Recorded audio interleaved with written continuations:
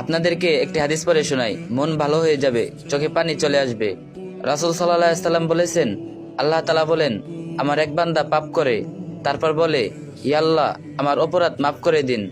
তারপর আল্লাহ তাআলা বলেন, আমার বান্দা গুনাহ করেছে, এরপর বুঝতে পেরেছে তার এক রাব্ব রয়েছেন যিনি গুনাহের জন্য ক্ষমা করতে পারেন, আবার শাস্তিও দিতে পারেন।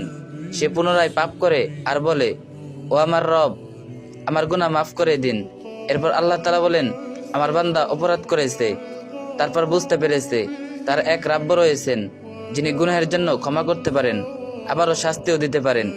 সে আবারও গুনাহ করে আর বলে, হে আমার রব, আমার পাপ ক্ষমা করে দিন।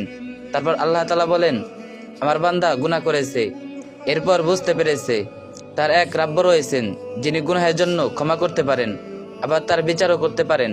আমি আমার বান্দাকে ক্ষমা করে দিলাম, তার যা ইচ্ছা সে তা করুক। যতবার মন দিয়ে পড়ি, অনুভব করি, চোখ ভিজে আসে, এত মহা অনুভব মালিক আমার। এমন মালিকের দাস হবার সৌভাগ্য কজন মানুষের হয়? এত মহৎ, মহান আর স্নেহময়, ক্ষমাশীল তিনি। তোমার ফিরে আসার অপেক্ষায় আছেন তিনি। তবু কি তুমি বুঝবে না, ফিরবে না? নিজের গুনাহকে, নিজেকে এত বড় ভাবছো কেন? তার অপার রহমত আর ক্ষমার চাইতেও নিজের অপরাধকে, গুনাহকে বিশাল মনে করার দুঃসাহস কিভাবে করছো? এত অহংকার কেন তোমার? এই সুন্দর হাদিসটি আরেকজনের সাথে শেয়ার করুন, আর যে যত পারেন কপি লিংক করে দিয়েন।